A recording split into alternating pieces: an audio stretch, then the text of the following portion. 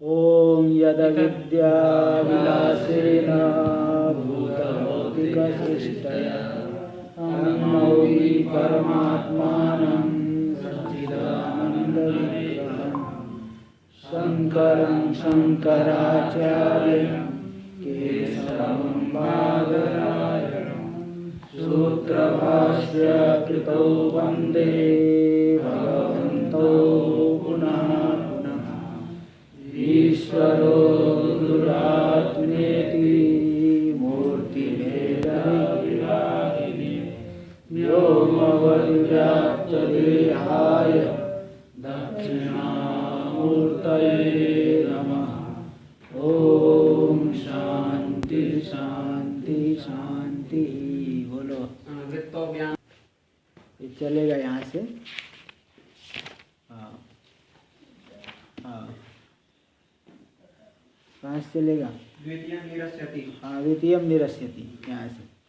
द्वितीय क्या था? घटादि ज्ञानम चैतन्य ज्ञान कैसे हो गया? कौन कहाँ पे? द्वितीय ज्ञान जो है वो चैतन्य मतलब वो जो विकल्प किया था ना पहला, वो जो दो विकल्प किए थे ना किं घटादि औपचारिक ज्ञानस्य एकत्वं निराकर्यते किं वा चैतन्य रूप ज्ञानस्य। हाँ तो वही चैतन्य रूपी जो ज्ञान है। तो घटादि ज्ञान चैतन्य रूप ज्ञान कैसे? तो घट ज्ञान मतलब वो घटाकार वृत्ति में प्रतिफलित होकर के, ये दिए नहीं यहाँ पे। हाँ देखो, तो तथा च तत्प्रतिफलित चैतन्य रूपम घटादि ज्ञानम अपि। देखो केवल वृत्ति अलग हो गई ना, केवल वृत्ति अलग हुई और उस वृत्ति में प्रतिफलित चैतन्य, वृत्ति अभिव्यक्त चैतन्य हो गया। बोधेता वृत्ति वृत्ति युद्धो बोधा, तो वृत्ति युद्धो बोधा यही मतलब वृत्ति प्रतिफलित चैतन्य रूपी जो घटा ज्ञान घटादि ज्ञान है, वह भी जब वृत्ति आपने एक माना तो वृत्ति प्रतिफलित चैतन्य क्या अनेक हो जाएगा? वृत्ति प्रतिफलित चैतन्य अनेक नहीं हो पाएगा, इसलिए वह भी एक ही है। इसलिए औपचारिक जो ज्ञान है, औपचारिक ज्ञान केवल वृत्ति है। औपचारिक ज्ञान केवल वृत्ति को ही लेना। वृत्तौ ज्ञानत्व उपचारात्, यानी वृत्ति क्या है? वो ज्ञान का अवच्छेदक होने से उसको ज्ञान शब्द से कह देते हैं। ज्ञान स्वरूप आत्मा व्यापक है, वृत्ति उसका अवच्छेदक है, अवच्छेदिका होने की वजह से उसको ज्ञान शब्द से कह दिया जाता है। चलिए देखिए, तो द्वितीयम निरस्यति ये दे दिए। यथा घटादौ तदाकार वृत्ति रेखा तथा चैतन्य रूपम मुख्य ज्ञानम अपि यावत घट स्फुरणम तत्र, तत्र मतलब धारावाहिक बुद्धि स्थले एकम। जैसे घटाकार वृत्ति एक ही है, इसी प्रकार चैतन्य रूपी जो मुख्य ज्ञान है वह भी घट, जब तक घट का स्फुरण है तब तक एक ही है। ननु निरूपाधिक चैतन्य से स्वतः एकत्व, जो निरूपाधिक चैतन्य निर्विशेष चैतन्य है स्वाभाविक रूप से तो एक ही है, इसलिए स्वतः एकत्वेपि तस्य घट ज्ञानत्वाभावात्। जो निर्विशेष चैतन्य है वह घट ज्ञान है क्या? निर्विशेष चैतन्य घट ज्ञान नहीं है। घट ज्ञान तो वृत्ति प्रतिफलित चैतन्य को घट ज्ञान शब्द से कहा जाएगा। इसलिए बोल रहे हैं कि निरूपाधिक चैतन्य से स्वतः एकत्वेपि, निर्विशेष चैतन्य जो निरूपाधिक चैतन्य है स्वाभाविक रूप से उसमें एकत्व रहने पर भी तस्य घट ज्ञानत्वाभावात्, वह तो घट ज्ञान है नहीं, इसलिए उसमें एक होने के। भाई देखिए, अव्याप्ति का अव्याप्ति दोष दिया जा रहा है अन्य को लेकर के, और दोष का वारण किसी दूसरे को लेकर के कर रहे हो। अब जब ये जो निरूपाधिक चैतन्य है वह तो स्वतः एक भले नहीं है, स्वतः एक है, तो भी उसको तो घट ज्ञान नहीं है। और जो घट ज्ञान है वृत्ति वो अलग अलग है, तो हमने तो वृत्ति को लेके अव्याप्ति दिया ना, तो वृत्ति को लेकर के अव्याप्ति का वारण करना चाहिए। दोष हमने दिया वृत्ति को लेकर के और अव्याप्ति का वारण कर रहे हो निर्विशेष चैतन्य को लेकर के, तो क्या ये तो हो गया ना। इसलिए घट ज्ञानत्वाभावात्, घटाकार, इसमें इस ज्ञानत्वाभावात् के बाद थोड़ा टीका में वहाँ आगे दे दिए है। अब बड़ी प्रभाव फिर भी इतना जरूरी ये है कि वहाँ बोले कि वो दे दिए वहाँ पे कि इसके आगे निरूपाधिक चैतन्य का में जो एकत्व का स्वीकार किया गया है वह अव्याप्ति का वारण में उपयुक्त नहीं है, क्योंकि वह घट ज्ञान रूप नहीं है। घट ज्ञान रूप तो वृत्ति प्रतिफलित। हाँ, तो मतलब क्या है कि निर्विशेष चैतन्य तो घट ज्ञान नहीं हुआ, वृत्ति को लेकर के होगा। तो निर्विशेष चैतन्य को लेकर के आप व्याप्ति के दोष का वारण नहीं कर सकते। और घटाकार वृत्ति उपहित से च, फिर बोले चले ठीक है, फिर ज्ञान कौन है? घटाकार वृत्ति से उपहित जो चैतन्य है वह ज्ञान है। हाँ, घटाकार वृत्ति उपहित से च तज ज्ञानत्वेपि, यानी वह घट ज्ञान होने पर भी तद उपाधि भेदेन भेदावश्यम भावात्, घटाकार वृत्ति उपहित से उपाधि से जो युक्त हो गया, उस उपाधि के अंतर्गत जो आ गया है, उपाधि जैसे घटावच्छिन्न, घट के भीतर जो आकाश हो गया, घट उपाधि नहीं हो गया। कर्ण सस्कुली अवच्छिन्न आकाश को क्या कहते हैं? श्रोत्रेंद्रिय न्याय मत में। तो कर्ण सस्कुली क्या हो गई? उपाधि, उपहित। उपाधि और विशेषण में थोड़ा अंतर होता है। विशेषण का कार्य में अन्वय होता है, उपाधि का कार्य में अन्वय नहीं होता। जैसे नीलम उत्पलम आने, उत्पल को लाया जाएगा तो नील का भी है ना। हाँ, लेकिन इधर जो है सस्कुली अवच्छिन्न नभ श्रोत्रेंद्रिय है, तो वह श्रोत्रेंद्रिय शब्द को ग्रहण करेगी ना, सस्कुली नहीं। तो कार्य का, जहाँ पे कार्य का अन्वय हो जाए उसे कहते हैं विशेषण, जो कार्य में अनुगत हो। जो कार्य में अनुगत नहीं हो करके केवल कार्य का व्यावर्तन करे, उपाधि। जैसे घटपट आदि आकाश, घट आदि आकाश की उपाधि बन गए। घटावच्छिन्न आकाश, घटोपहित आकाश, मठोपहित आकाश। तो घटाकार वृत्ति उपहित से च तज ज्ञानत्वेपि, घटाकार वृत्ति से उपहित जो चैतन्य है वह घट ज्ञान है, तो भी तद उपाधि भेदेन भेदावश्यम भावात्। तो घट और वृत्ति, देखो उपाधि दो हो गए, विषय और वृत्ति।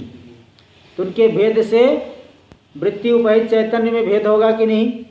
भेद हो गया, इसलिए न एकत्वम युक्तम, इसलिए वो वृत्ति उपहित चैतन्य में एकत्व मानना युक्त नहीं है, वो तो अनेक हो गया।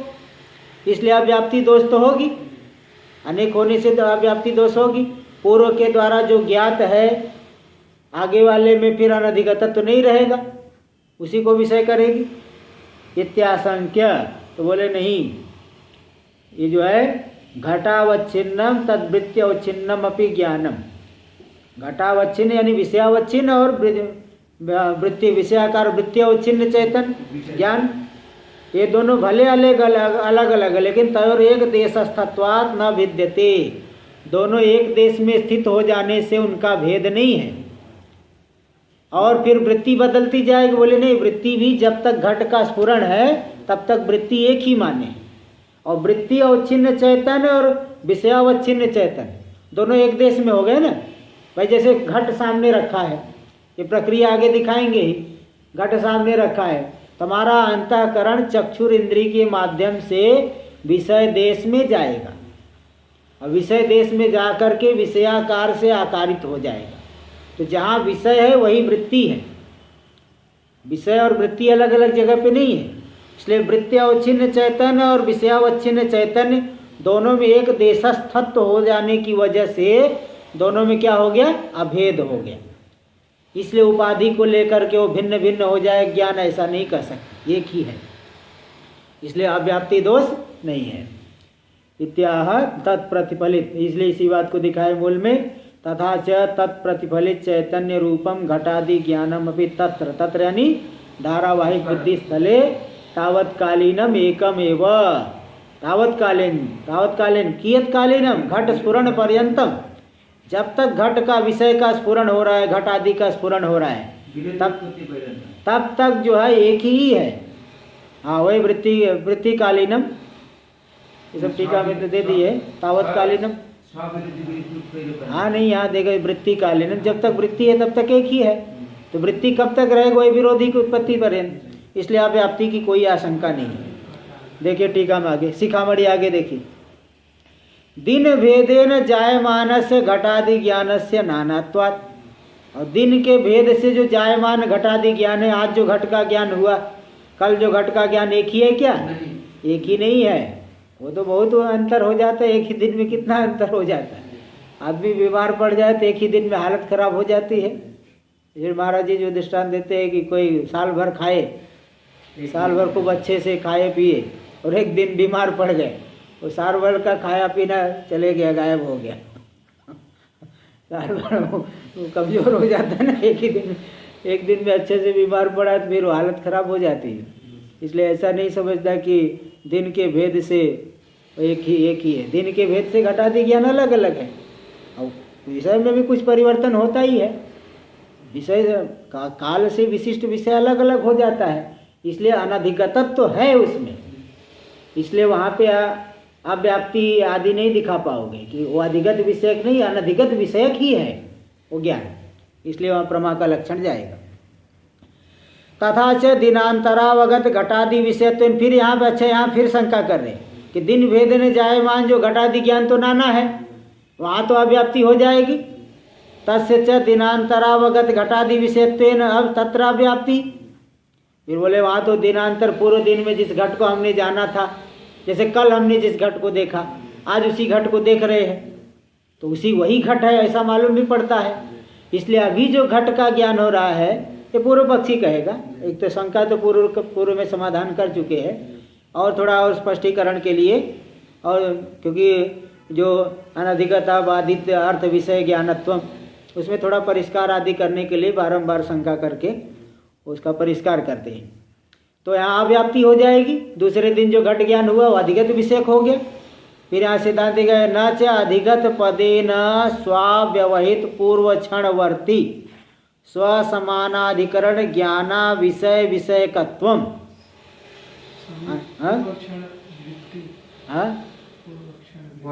बता रहे हैं ना, क्या पूर्व क्षण वर्ती, वर्ती कहो वृत्ति कहो दोनों बनता है, दोनों ही बनता है। वर्ती लिखा है ना, वृत्ति लिखा है, वृत्ति लिखा है कोई गलत नहीं है, वर्ती भी बन जाता है वृत्ति भी बनता है। तीन करोगे तो वृत्ति बनेगा, और कुछ जो है जैसे वर्ती जो है बनेगा, हाँ नहीं कर दो तो वर्ती हो। हाँ तो वृत्तु वर्तने से भी तो तीन भी वही होता है, या अड़ेनी कर देने से हो जाएगा। वर्तते तच्छीलयति वर्ती, तो लेकिन अर्थ बराबर आता है। तो अनधिगत पद के द्वारा किसको लेना है, तो यहाँ बता रहे हैं कि अनधिगत पतेन स्वव्यवहित पूर्व क्षणवर्ती स्वसमानाधिकरण ज्ञाना विषय विषयकत्वम। ये विवक्षित है। एक ज्ञान में अनधिगतत्व कैसे आएगा, तो स्व से लेना, जैसे घट ज्ञान, स्व से पकड़े घट ज्ञान को। घट ज्ञान के ठीक पूर्व क्षण में जो ज्ञान है, और वो भी ऐसा नहीं कि किसी भी अंतःकरण में, स्वसमानाधिकरण, जिस अंतःकरण में अभी घट ज्ञान हुआ है उसी अंतःकरण में पूर्व क्षण में पट का ज्ञान हुआ, पूर्व क्षण में पट का ज्ञान हुआ, और अभी क्या हुआ, घट का ज्ञान।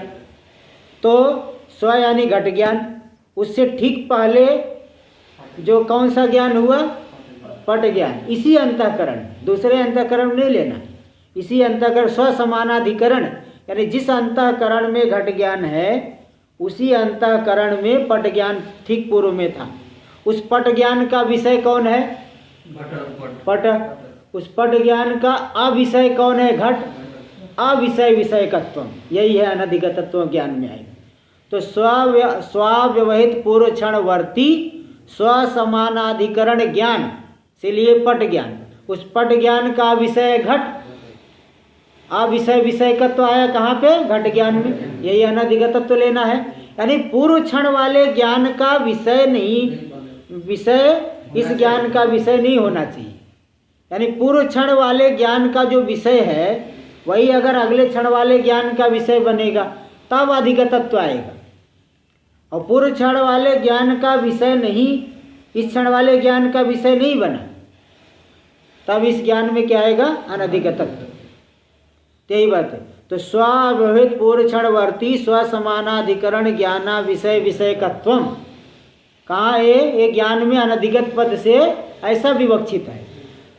विवक्षितम अतो नोक्त दोष है, तो दिनांतर को लेके नहीं कह पाओगे कि पूर्व दिन में जान लिए थे, बल्कि एक ठीक एक क्षण पहले जो जिस ज्ञान का जो विषय बना उसको नहीं विषय करने वाले ज्ञान को अनधिगत ज्ञान, विषय ज्ञान से कहा जाएगा। यानी पूर्व क्षण वाले ज्ञान का विषय बनेगा, पूर्व क्षण वाले ज्ञान का विषय अगर इस ज्ञान का विषय बना तब इसमें अधिगतत्व आएगा, और पूर्व क्षण वाले ज्ञान का विषय इस ज्ञान का विषय नहीं बना, इसमें क्या आएगा? अनधिगतत्व आएगा। तो ऐसा विवक्षित है। इसलिए तो अतो नोक्त दोष, तो पूर्व दिन के विषय को लेकर के अनधिगतत्व तो नहीं दिखा पाओगे, अव्याप्ति नहीं है।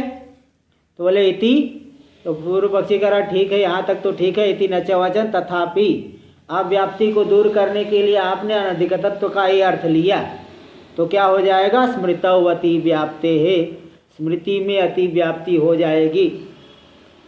जैसे देखो, पूर्व में घट का अनुभव हुआ और आगे उसको माँ का स्मरण आ रहा है, तो पूर्व क्षण के पूर्व क्षणवर्ती स्वसमानाधिकरण ज्ञान घट ज्ञान, उस ज्ञान का अविषय है माता, उसको विषय करने वाली स्मृति।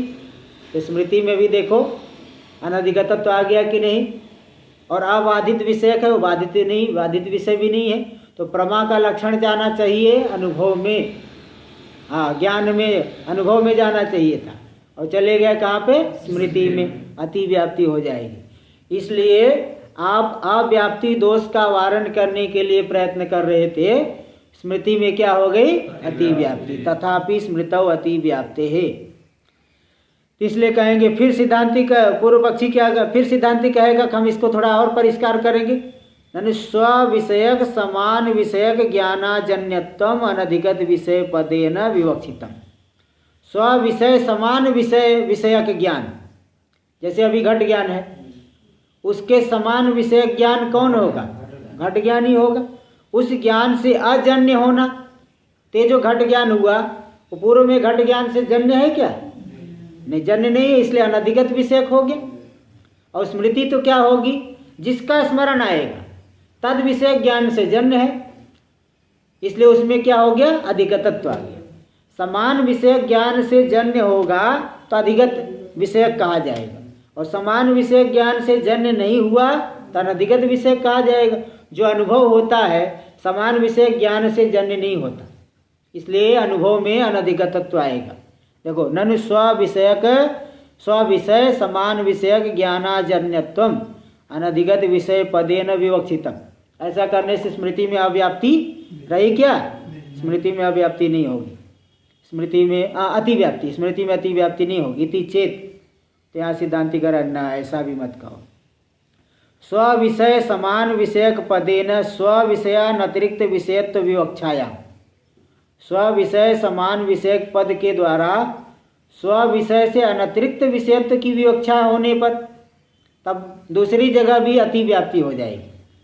और स्व विषय समान विषयक पद के द्वारा स्व विषयानतिरिक्त विषयत्व विवक्षाया, स्व विषय से अनतिरिक्त विषयत्व आना चाहिए, ऐसे ज्ञान के द्वारा जो जन्य न हो।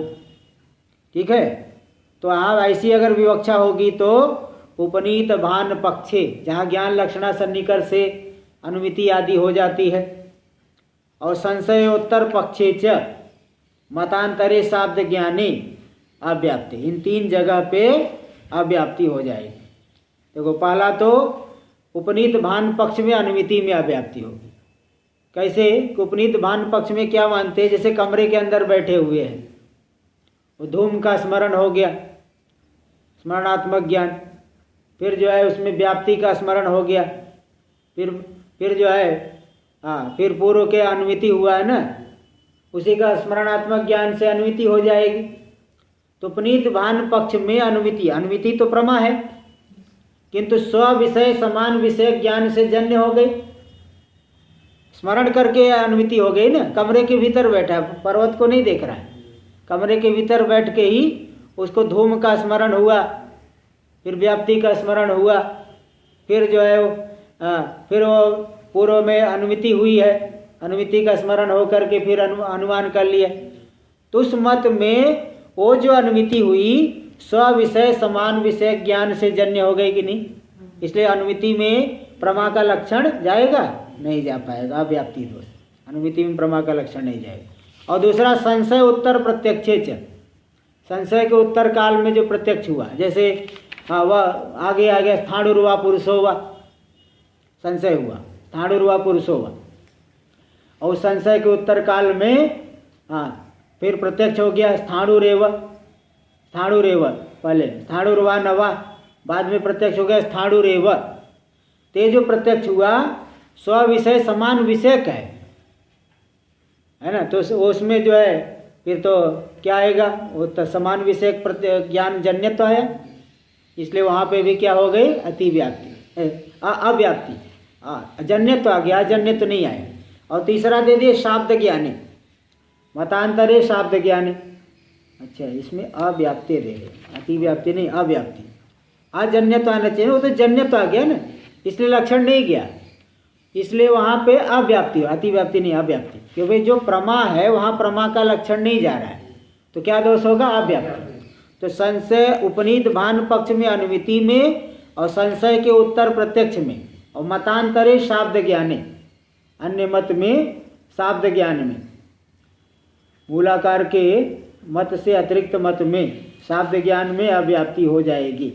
उसमें क्यों अव्याप्ति होगी, क्योंकि शाब्द ज्ञान में न्यून विषयक ज्ञान जन्यत्व आया। कभी कभी टीका लेना पड़ेगा। टीका ऊपर से ही मैं बता दूंगा, जैसे यहाँ बता दिया ना, यहाँ वो बता दिया। अब ये तो आप लोगों को कोई परेशानी हो रही नहीं, तो मैं तो क्या पूरा अभी क्या है, अभी तो थोड़ा कहीं कहीं शुरुआत अभी ये है ना, बहुत लंबी टीका लिख रहे हैं, बाकी आगे तो छोटी टीकाएँ है, कहीं उतनी परेशानी वाली बात नहीं है। शुरुआत में क्या है कि लोगों को बड़ा जोश रहता है, कोई भी है बहुत, हाँ तो लिख रहे तो लिखते ही चले जा रहे हैं तो शुरुआत में अब आगे, हाँ जी बोलिए।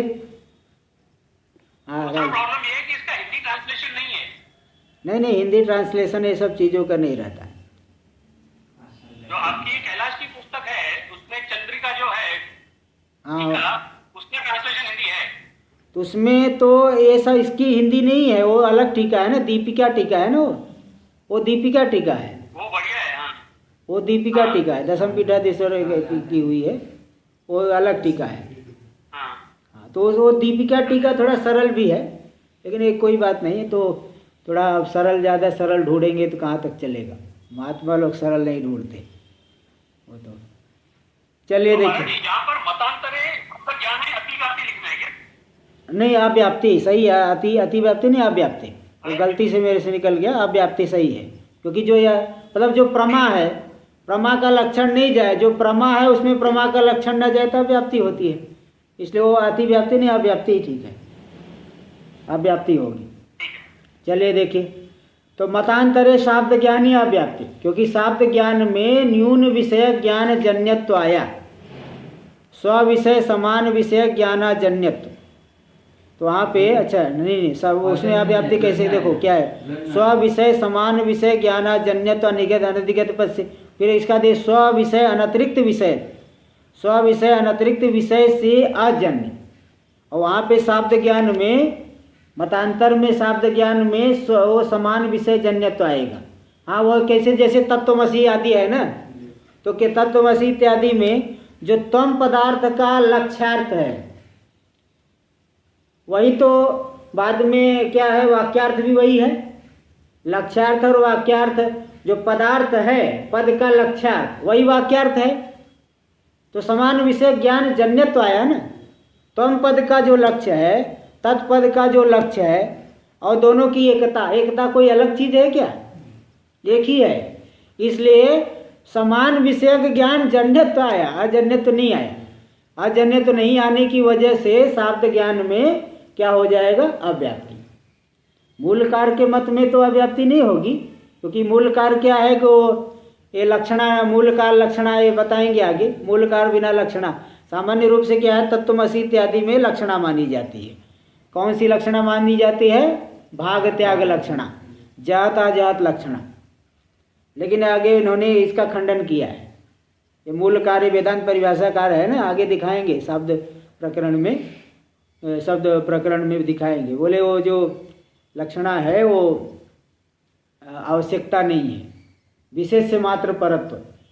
जैसे कहा जाए कि गौर नित्या, तो गौर नित्या में क्या लोगे, गो व्यक्ति थोड़ी नित्य है, गो तो जाति नित्य है, और जब कहा जाएगा गौर अनित्य, गो अनित्या, तो क्या लिया जाएगा? विशेष व्यक्ति को लिया, जाति को नहीं, जाति तो नित्य है। गौर अनित्या, तो आप व्यक्ति को लिया जाएगा, क्योंकि जो जाति है वो तो नित्य होती है। इसलिए गौर अनित्या कहने से वहाँ गौ शब्द का जाति विशिष्ट व्यक्ति नहीं, केवल व्यक्ति लेना पड़ेगा, क्योंकि जाति नित्य होती है।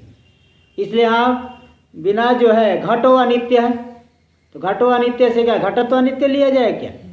घट को अनित्य कहा जाएगा, घटत्व को नहीं। तो इसलिए जैसे वहाँ घट शब्द केवल विशेष मात्र परक है ना, इसी प्रकार ये जो तत्वमसि इत्यादि वाक्य है वो विशेष मात्र परक तो लेकर के दोनों में एकता संभव है, लक्षणा करने की आवश्यकता नहीं। तो जो समान विषयक ज्ञान से जन्य हुआ वाक्यार्थ बोध, तो यानी पदार्थ भी वही है, वाक्यार्थ भी वही है।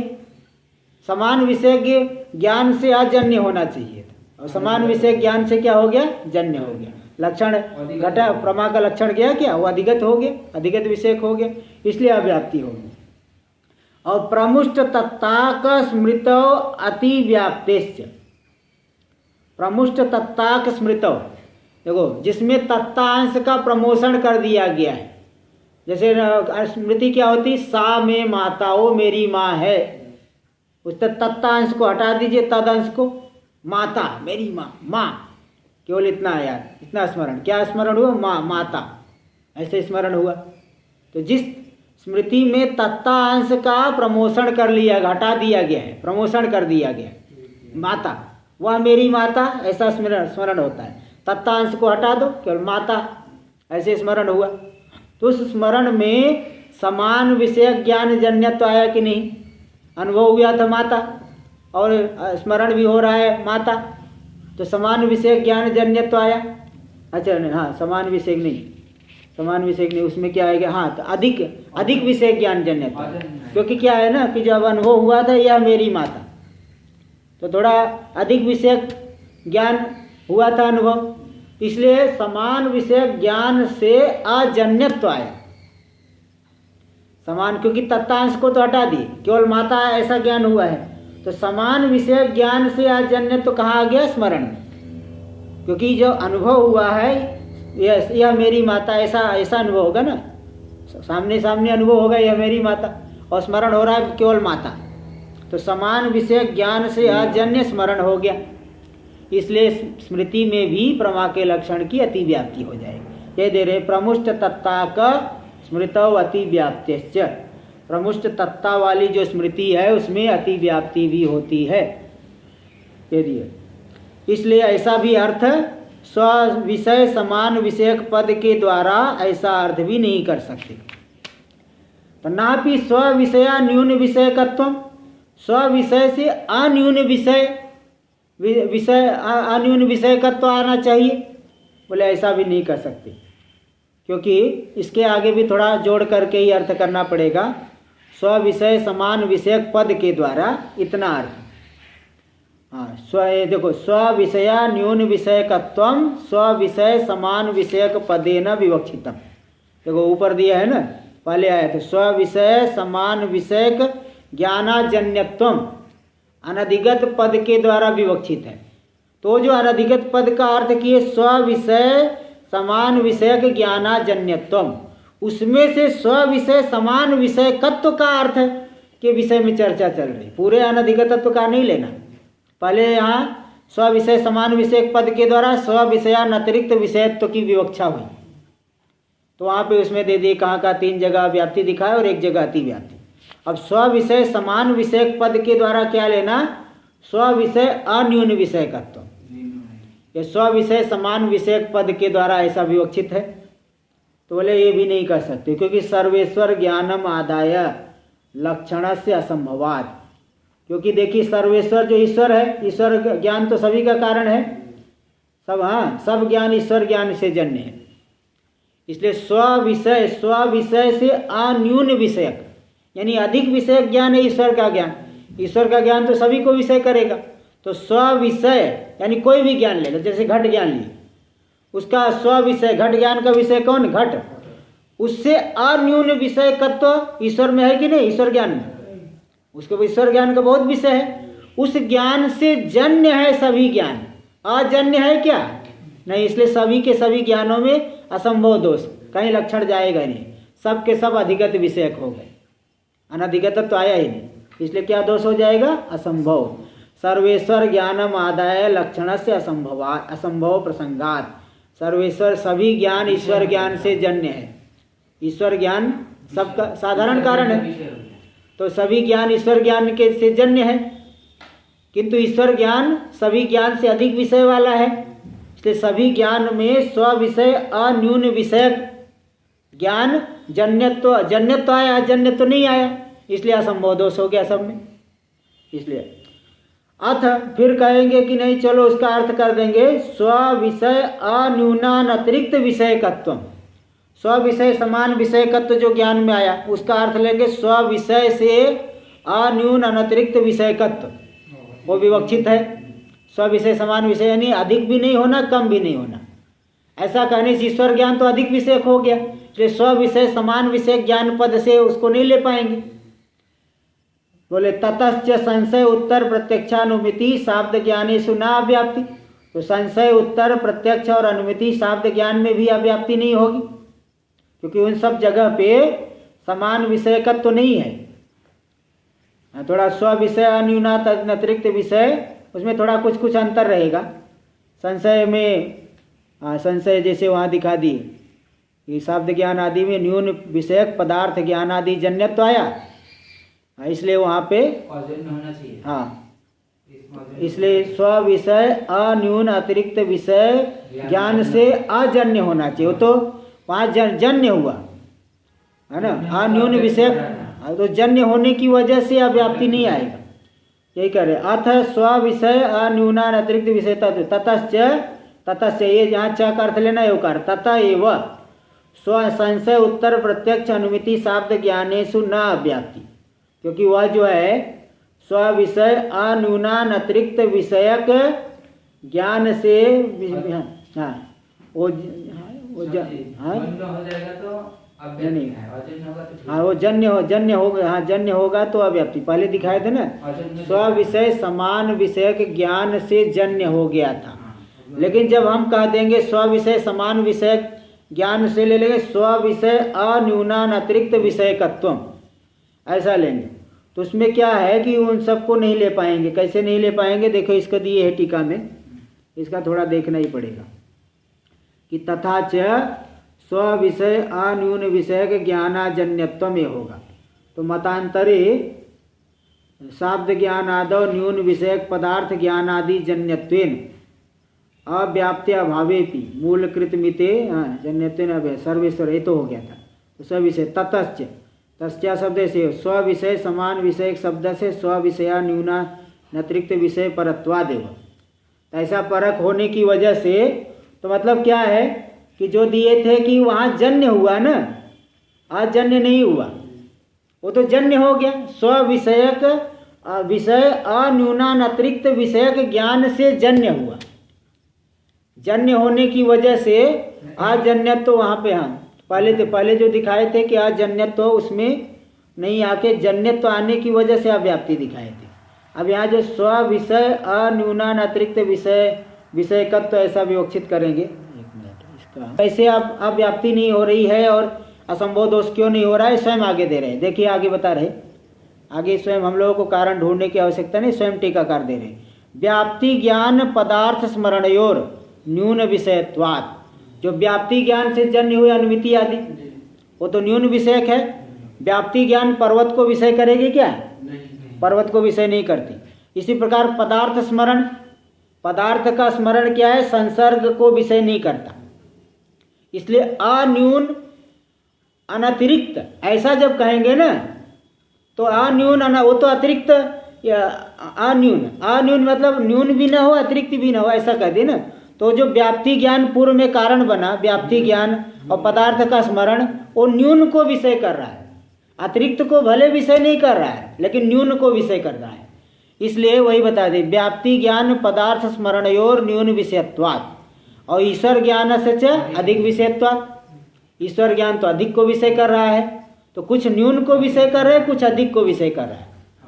इसलिए उनके द्वारा, इसलिए यहाँ पे अव्याप्ति जो दिखा रहे थे कि जन्य होने की वजह से अव्याप्ति है, तो मतलब बराबर विषय के ज्ञान के द्वारा जन्य नहीं, कम वाले से भले जन्य है किंतु बराबर वाले से अजन्य है। अजन्य तो आने की वजह से प्रमा का लक्षण सही चले गया।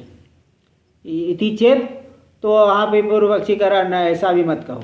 तथापि प्रमुष्ट तत्ता का स्मृतौ अति व्याप्ति ताद अवस्था।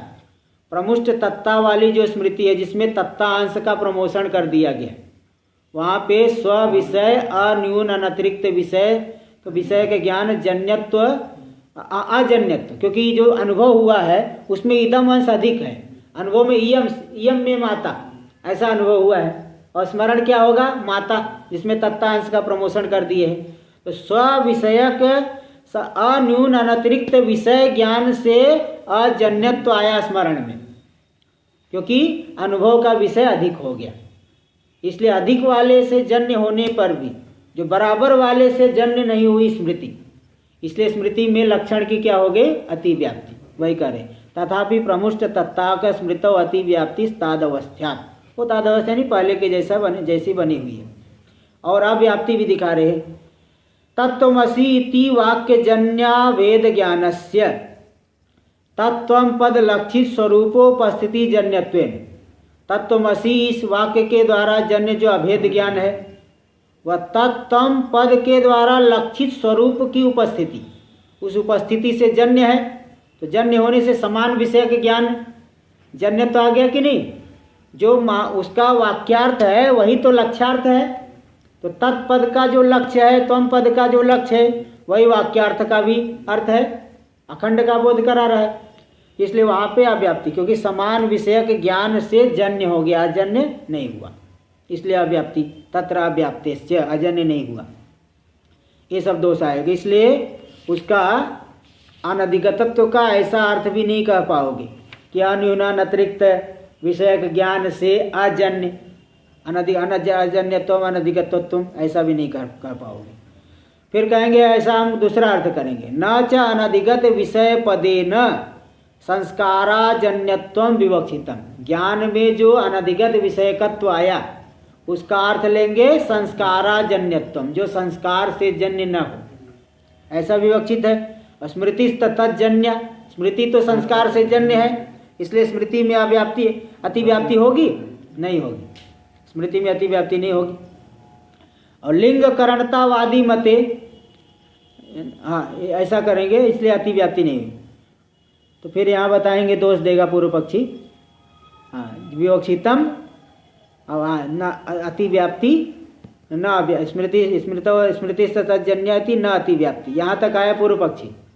पूर्व पक्षी कहेगा, सिद्धांति ने कहा, देखो न च को छोड़ करके सिद्धांति कहेगा, पूर्व पक्षी कहेगा न च, ऐसा मत कहो क्योंकि दोष है। भले वहाँ पे स्मृति में अतिव्याप्ति नहीं है तो भी दोष क्या है, लिंग करणतावादी मते, न्याय में जो करण मानते हैं अनुमिति का करण, एक तो लिंग को करण मानते हैं, ज्ञायमान लिंग को करण मानते हैं, दूसरे का क्या मानते हैं, लिंग ज्ञान को करण मानते हैं, और तीसरा व्याप्ति ज्ञान। तीन उसमें कोटि है ना। अत्यंत प्राचीन है लिंग को करण मानेंगे, ज्ञायमान लिंगम अनुमिति करणम। वर्तमान कालीन ज्ञान का विषय जो लिंग है अनुमिति का करण है, और बाद वाले उसके कहते हैं लिंग ज्ञान करण है, क्योंकि लिंग जैसे धूम नहीं होने पर भी धूम का अनुमान करके फिर अनुमिति हो जाती है। कोई यज्ञशाला अत्यंत ध्वस्त हो गई है, वहाँ भी अनुमिति होती, यम यज्ञशाला वनिमति आसीत, ये तो क्या है, अतीत धूमात, अतीत कालीन धूम, वहाँ धूम काली खादी लगा हुआ है, अतीत कालीन धूम का अनुमान करके उस धूम से धूम का ज्ञान हो गया, धूम के ज्ञान से फिर अनुमिति हो जाएगी। इसलिए वो कहते नहीं ज्ञायमान लिंग का, बल्कि लिंग का ज्ञान करण है। तो लेकिन ये जो पहले वाले हैं अत्यंत प्राचीन लोग लिंग को करण मानते हैं, उनके मत में यहाँ दोष दिखा रहे। लिंग करणतावादी मते संस्कार लिंगक अनुमितव, संस्कार लिंगक अनुमिति हो जाएगी। इसका अनुमिति देख सकते हैं नीचे से तीसरी पंक्ति में दिया अनुमिति, अयम पुरुषो मातृ विषयक स्मृति मान, यह जो पुरुष है माता विषयक स्मरण वाला है। क्यों? मातृ विषयक संस्कार वत्वात्, मातृ विषयक संस्कार वाला है मद वजह से मेरे समान। मेरे अंदर माता का संस्कार है तो माता का स्मरण होता है। यह पुरुष भी माता के संस्कार वाला ही थी, माता इसलिए माता के विषयक स्मरण वाला है। त्या लिंग, लिंग कौन, हेतु कौन बना? हेतु बन गया संस्कार, संस्कारवान, संस्कारवत्वात्, धूमवत्वात्, संस्कार है धूम जैसे धूम हेतु है, इसी प्रकार यहाँ संस्कार हेतु है। त्या लिंग ही करण बन गया। तो इस वादी मत में संस्कार लिंगक अनुमिति में संस्कार जन्यत्व आया कि अजन्यत्व आया? जन्यत्व आ जाने की वजह से वहाँ अजन्यत्व नहीं आया, इसलिए क्या दोष हो गया? अव्याप्ति।